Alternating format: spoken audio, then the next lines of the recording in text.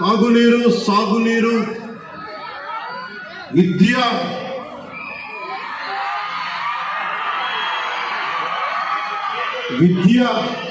వైద్యం, ఉపాధి అవకాశాలు.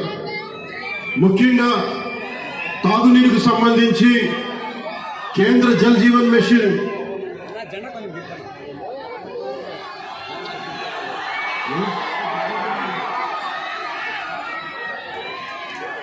నేను పదవి తీసుకొని 4 రోజులు కూడా కాదు. రోడ్లు కదా అన్ని చేద్దాం, ఏది నా దృష్టిలో లేకుండా లేదు. ఒక ఆడబిడ్డ, ఒక తల్లి వచ్చి అన్న నా బిడ్డ 9 నెలల నుంచి కనిపించట్లేదు, నా బిడ్డ 9 నెలల నుంచి కనిపించట్లేదు, 2 రోజులు దాటితేనే ఇంక దొరకదని చెప్తారు, మర్చిపోండి మీ బిడ్డని చెప్తారు ఉన్నత పోలీసు అధికారులు. అలాంటిది 9 నెలలు అయిపోతే దొరుకుద్దా లేదా అనేది నా గుండె ఇలా కొట్టుకుంది. ఆ తల్లి ఏడుపు గుండె వేదన పెట్టేసింది. వెంటనే దీనికి మన చైర్మన్ కేకే గారిని అడిగాను, మీరు వెళ్ళి వెంటనే తీసుకెళ్లి విజయవాడ మాచవరం శ్రీ గారి దగ్గరికి వెళ్ళి మాట్లాడండి అంటే కమిషనర్ గారితో మాట్లాడాను. 9 నెలలు దొరకని బిడ్డ 9 రోజుల్లో దొరికింది.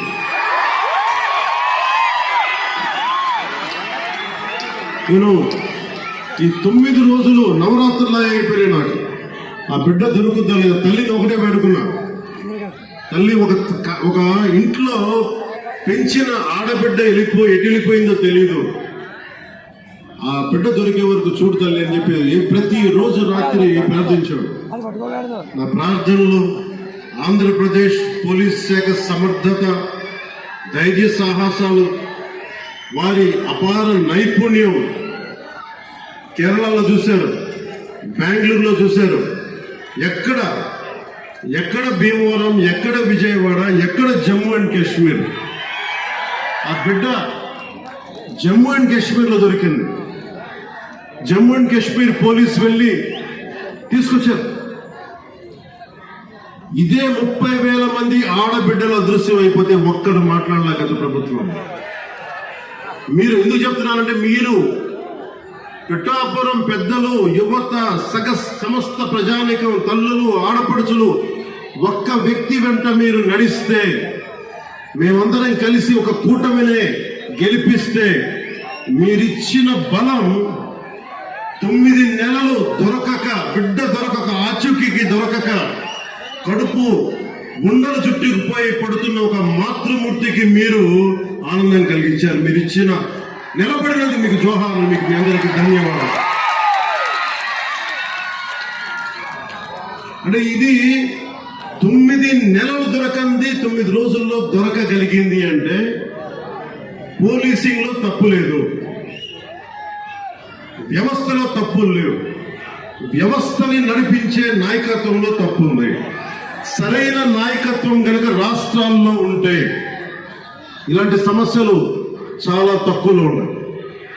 నా దాకా ఉన్న ఉన్నతాధికారితో మాట్లాడుతున్న మీ దాకా వచ్చి దాదాపు ఒక ఐజీ స్థాయి అధికారి చెప్తా ఉన్నారు, మీ దాకా వచ్చి సమస్య పరిష్కారం అయిందంటే కింద స్థాయిలో వ్యవస్థలు సరిగ్గా మీ అంత బలంగా పనిచేయట్లేదు, అది మేము కూడా సరిదిద్దుకోవాలని ఒక ఐజీ స్థాయి అధికారి చెప్తుంటే నాకు నిజంగా చాలా ఆనందం కలిగింది. ఆ మార్పు వచ్చింది. ఒక్కొక్క ఎమ్మెల్యేకి నాకు 70,000 నేను అనుకున్నాను, అందరూ అనుకున్నారు. పిఠాపురంలోనే పవన్ కళ్యాణ్ నెంబర్ 1 మెజారిటీ వస్తాను అందరూ చెప్తా ఉంటే ఏమో అనుకున్నాను. నేను ఒకటే అనుకున్నాను, గెలిపిస్తే సంతోషం అనుకున్నాను. సో మీరు 70,000 ఓటు పైసలకి ఇచ్చారు. నేను అడిగాను, సో ఇదే ఎవరో వచ్చారు నా దగ్గరికి, మీదే నెంబర్ 1 మెజారిటీ అవుతుంది అడుగుతా ఉంటే అడిగాను. మొన్న అన్నారు కదా ఇప్పుడు ఏంటి పరిస్థితి అంటే, సారీ సార్ మీది కాదు, అటంతా వైజాగ్ ఉత్తరాంధ్ర ఏ మూలకెళ్ళినా 30,000 తక్కువ, 10,000 అసలు కనీసం 10,000 తక్కువ ఎవరికి మెజారిటీలు తక్కువ లేదు. అది కనిష్టం. ఒక్కొక్కరికి 90,000 98,000 ఏదో ఎంపీ ఎలక్షన్ లాగా వేశారు. అంటే ఎంత నిలబడ్డారు ఈ రాష్ట్ర ప్రజానికం, రాష్ట్ర యువత ఎంత విసిగిపోయారు గత ప్రభుత్వం మీద. మీ కోపం, మీ ఆవేదన రక్తం చిందించకుండా ప్రజాస్వామ్య విధానాల ద్వారా ఒక విప్లవాన్ని తీసుకొచ్చారు. ఒక అరాచక